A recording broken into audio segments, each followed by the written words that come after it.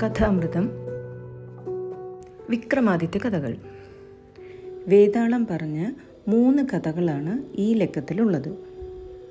വേതാളം പറഞ്ഞ രണ്ടാമത്തെ കഥ മന്ത്രവാദി.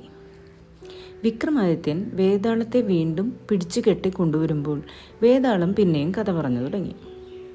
വിശ്വരഞ്ജിതം എന്നൊരു നഗരമുണ്ടായിരുന്നു. ആ നഗരത്തിലെ ഒരു അഗ്രഹാരത്തിൽ അതിസുന്ദരിയായ ഒരു ബ്രാഹ്മണ കന്യകയുണ്ടായിരുന്നു. അവളെ വിവാഹം ചെയ്യണമെന്ന് ഒരു ബ്രാഹ്മണ യുവാവ് അവളുടെ അമ്മാവനോട് ആലോചിച്ച് സമ്മതം വാങ്ങി. എന്നാൽ ഇതേ സമയം മറ്റൊരു ബ്രാഹ്മണ യുവാവ് അവളുടെ പിതാവിനോടും വിവാഹത്തിന് സമ്മതം മേടിച്ചു. ഇതൊന്നും അറിയാതെ മറ്റൊരു യുവാവ് ആ കന്യകയുടെ അമ്മയോടും സമ്മതം മേടിച്ചു. ഈ 3 പേരും കൊടുത്ത വാഗ്ദാനങ്ങൾ തമ്മിൽ അറിഞ്ഞിരുന്നില്ല. അങ്ങനെ അവർ 3 പേരും കന്യകയെ വിവാഹം ചെയ്തു കൊടുക്കാൻ ആവശ്യപ്പെട്ടു വന്നു. അപ്പോൾ പ്രശ്നമാവുമല്ലോ, എങ്ങനെയാ ഒരു കന്യകയും 3 പേർക്കും കൂടി വിവാഹം ചെയ്തു കൊടുക്കുക? അങ്ങനെ പ്രശ്നമായി. അപ്പോൾ 3 പേരും ന്യായാധിപൻ്റെ മുന്നിൽ വ്യവഹാരത്തിനായി പോയി. ഈ വിവരം അറിഞ്ഞ് താൻ നിമിത്തം ഇങ്ങനെയൊരു സംഭവത്തിനിടയായല്ലോ എന്ന മനസ്താപത്താൽ കന്യക മരണം വരിച്ചു. യുവാക്കൾ വ്യവഹാരം ഉപേക്ഷിച്ചു. ഒരുത്തൻ അവളെ ദഹിപ്പിച്ച സ്ഥലത്ത് ചെന്ന് കാത്തിരുന്നു. മറ്റൊരുവൻ അസ്ഥിയും കൊണ്ട് ഗംഗാ സ്നാനത്തിനായി പോയി. 3-മൻ ദേശാന്തര സഞ്ചാരത്തിനായി പുറപ്പെട്ടു. ദേശസഞ്ചാരി ഒരിക്കൽ ഒരു രാജ്യത്ത് ഒരു ബ്രാഹ്മണ ഗൃഹത്തിൽ ഭോജനത്തിനായി ക്ഷണിക്കപ്പെടുകയുണ്ടായി. അയാൾ അവരുടെ ഗൃഹത്തിൽ ഇരിക്കുന്ന നേരം ആ സ്ത്രീയും മകളുമായി ശണ്ട കൂടി.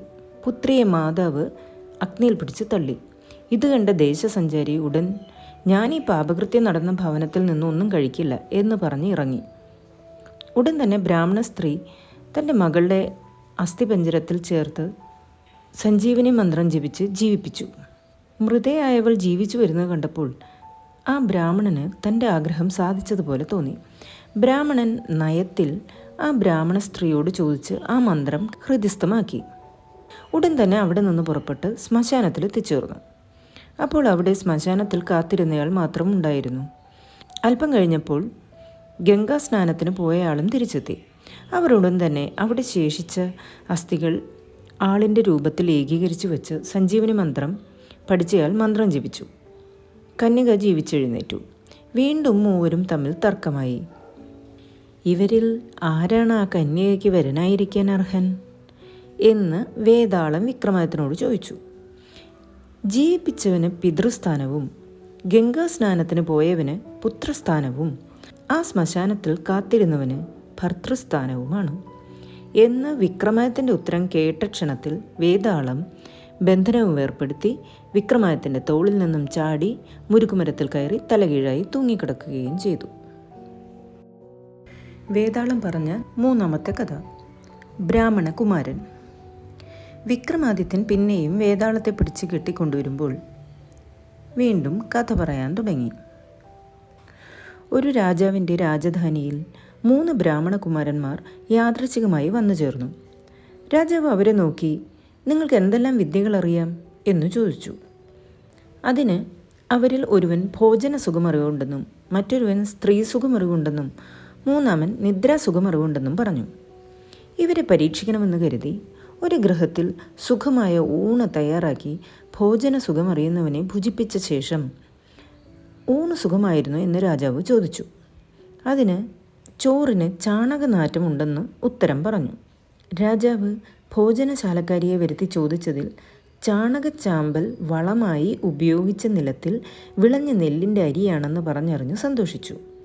അനന്തരം സ്ത്രീ സുഖക്കാരനെ വരുത്തി തൻ്റെ നാടകശാലയിലുള്ളവരിൽ അതിരൂപവതിയായ ഒരു യുവതിയെ ഭംഗിയായി ഒരുക്കി അയാളുടെ അടുക്കലേക്ക് അയച്ചു. അയാൾ അവളോടൊത്ത് ഒരു രാത്രി മുഴുവൻ രമിച്ചും സുഖിച്ചും കഴിഞ്ഞതിന് ശേഷം രാജാവിനെ കണ്ട് അവളുടെ ശരീരത്തിന് എരുമയുടെ ഗന്ധമുണ്ടെന്ന് പറഞ്ഞു.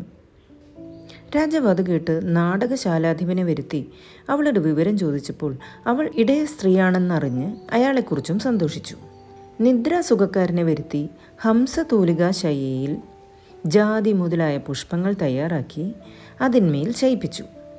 അവൻ ഉറങ്ങി ഉണർന്ന് രാജാവിനെ കണ്ട് ദേഹം നോവുന്നുണ്ടെന്ന് പറഞ്ഞു.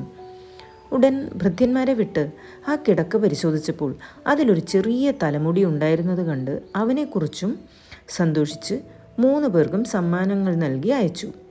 ഇവരിൽ ആരാണ് അതിയോഗ്യൻ എന്ന് വേതാളം വിക്രമാദിത്യനോട് ചോദിച്ചു. ജാഗ്രത് കാലത്തിൽ ഊണിൻ്റെയും സ്ത്രീ സുഖത്തിൻ്റെയും സുഖമറിയുന്നവരേക്കാൾ സുഷുപ്തി കാലത്തിൽ നിദ്രാസുഖമറിയുന്നവനാണ് അതിയോഗ്യൻ എന്ന് വിക്രമാദിത്യൻ മറുപടി പറഞ്ഞതോടുകൂടി ബന്ധനം വേർപെട്ട് വേതാളം ഓടിപ്പോയി തൻ്റെ സ്ഥാനം പിടിച്ചു. വേതാളം പറഞ്ഞ 4ാമത്തെ കഥ. ജ്ഞാനി, സൂത്രക്കാരൻ, ശൂരൻ എന്നും 3 പേർ. വിക്രമാദിത്യൻ പിന്നെയും വേതാളത്തെ പിടിച്ച് കെട്ടിക്കൊണ്ടുവരുമ്പോൾ വീണ്ടും കഥ പറഞ്ഞു തുടങ്ങി. ഒരു നഗരത്തിൽ ഒരു ബ്രാഹ്മണന് രൂപിണിയായ ഒരു പുത്രി ഉണ്ടായിരുന്നു. അവളെ ഒരു ജ്ഞാനിയും ഒരു സൂത്രവാനും ഒരു ശൂരനും വിവാഹം ചെയ്യുന്നതിന് ആവശ്യപ്പെട്ടു. അവളുടെ മാതാപിതാക്കൾ അവരിൽ ആർക്കെങ്കിലും ഒരാൾക്ക് കൊടുക്കാം എന്ന് വാഗ്ദാനം ചെയ്തു. അങ്ങനെ ഇരിക്കുമ്പോൾ ആ കന്യകയെ ഒരു രാക്ഷസൻ മോഷ്ടിച്ചു കൊണ്ടുപോയി. ആ മാതാപിതാക്കളുടെ വിഷമം കണ്ട് ആ 3 പേരും കൂടി ആലോചിച്ചു. ജ്ഞാനി ഒരു ദൈവജ്ഞൻ കൂടി ആയിരുന്നതിനാൽ അയാൾ പ്രശ്നം വെച്ച് ആ രാക്ഷസൻ കന്യകയെ കൊണ്ടുപോയി വെച്ചിരിക്കുന്ന സ്ഥലം അറിഞ്ഞ് പറഞ്ഞു. ഉടനെ സൂത്രക്കാരൻ, ഞാനൊരു രഥമുണ്ടാക്കി കൊടുക്കാം, അതിൽ കയറി ചെന്ന് ആ രാക്ഷസനെ യുദ്ധത്തിൽ ജയിച്ച് വീണ്ടും കൊണ്ടുവരുന്നതിന് ആരാണുള്ളത് എന്നു ചോദിച്ചു. ഉടനെ ശൂരൻ അതിന് തയ്യാറായി. ആ ക്ഷണത്തിൽ ആകാശമാർഗമായി പോകുന്നതിനുള്ള ഒരു രഥം പണിഞ്ഞു കൊടുത്തു. ശൂരൻ ആയുധപാണിയായി ദൈവജ്ഞൻ പറഞ്ഞ പ്രകാരമുള്ള ദിക്കിലെത്തി രാക്ഷസനെ കണ്ടെതിർത്ത് ഘോരമായി യുദ്ധം ചെയ്യുകയും യുദ്ധത്തിൻ്റെ അവസാനത്തിൽ രാക്ഷസനെ തോൽപ്പിച്ച് കൊല്ലുകയും ചെയ്തു. അനന്തരം ആ രഥത്തിൽ കന്യകയെയും കയറ്റി ആ ബ്രാഹ്മണൻ്റെ ഗൃഹത്തിൽ വന്നുചേർന്നു. വന്നു ചേരേണ്ട താമസം അവളെ കല്യാണം കഴിക്കുന്നതിന് ആ 3 പേരും അവകാശപ്പെട്ടു. അവർ തമ്മിൽ തർക്കമായി. ഇവരിൽ ആർക്കാണ് അവളെ വിവാഹം ചെയ്യാൻ അർഹതയുള്ളത് എന്ന് വേതാളം വിക്രമാദിത്യനോട് ചോദിച്ചു. ദൈവജ്ഞനേക്കാളും രഥക്കാരനായ സൂത്രിയേക്കാളും ശൂരൻ്റെ പ്രവൃത്തി അതിമാന്യമായിരിക്കുന്നത് കൊണ്ട് അവളെ ശൂരന് തന്നെ വിവാഹം ചെയ്തു കൊടുക്കേണ്ടതാണ് എന്ന് വിക്രമാദിത്യൻ മറുപടി പറഞ്ഞു. ഉടൻ തന്നെ കെട്ടഴിഞ്ഞ് വേതാളം ഓടിപ്പോയി മുന്നേ പോലെ മുരുക്കുമരത്തിൽ കയറി സ്വസ്ഥാനം പ്രാപിച്ചു. വേതാളം പറഞ്ഞ അടുത്ത രസകരങ്ങളായ കഥകൾക്കായി അടുത്ത ലക്കം കാണുമല്ലോ. നന്ദി.